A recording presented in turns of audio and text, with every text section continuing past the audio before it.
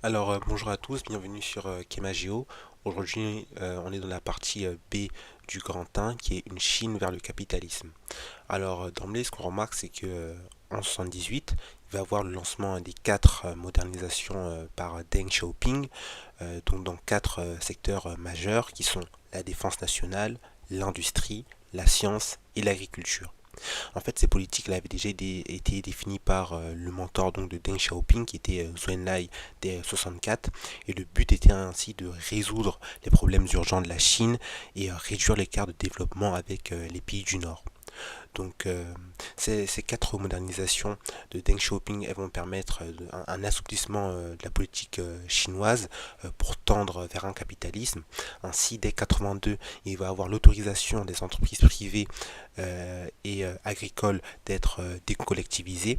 Ensuite, en 1980, la Chine a créé ses premières zones économiques spéciales qu'on appelle ZES dans quatre villes côtières qui sont Shenzhen, Zhuhai, Shantou, donc c'est-à-dire toute, euh, toute dans la province de Guangdong, et puis il va avoir Xiamen dans la province du Fujian. En fait, ces zones visaient à attirer les investissements étrangers avec des avantages fiscaux, une réglementation allégée et une autonomie locale accrue pour tester des réformes économiques avant leur adoption nationale. Puis en 84, il va y avoir un deuxième train de réforme avec l'ouverture de 14 villes économiques sur la côte, c'est-à-dire Shanghai, Ningbo, Wenzhou, Fuzhou et Guangzhou. Et il va également avoir la création des premières banques commerciales en Chine.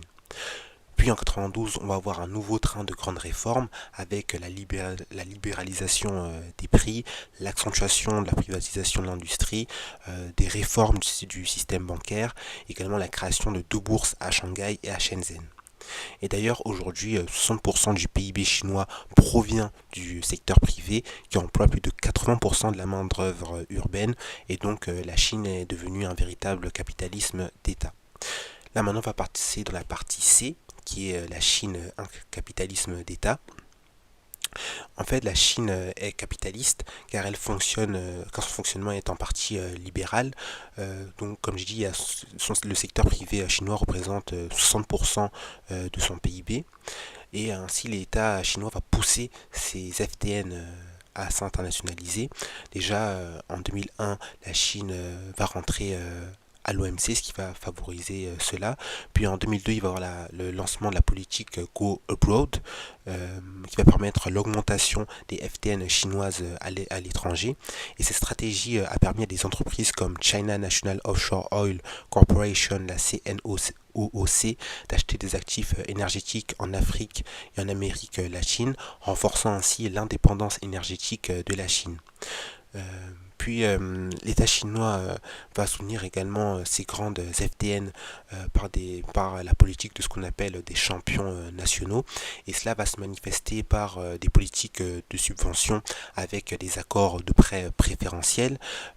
L'État chinois va également soutenir ces FDN dans leurs investissements à l'étranger. D'ailleurs, aujourd'hui, cette aide elle est dénoncée par les Occidentaux qui voient une concurrence déloyale. Euh, et cette politique de champions nationaux, on peut l'illustrer par l'entreprise Huawei qui a bénéficié de subventions, d'accès privilégié au marché public chinois et d'un soutien en matière de recherche et de développement.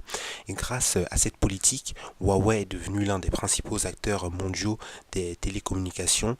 Il est présent dans plus de 170 pays. Ainsi, le modèle capitaliste chinois lui a permis en 10 ans de passer d'un État communiste pauvre à une société en grande partie moderne.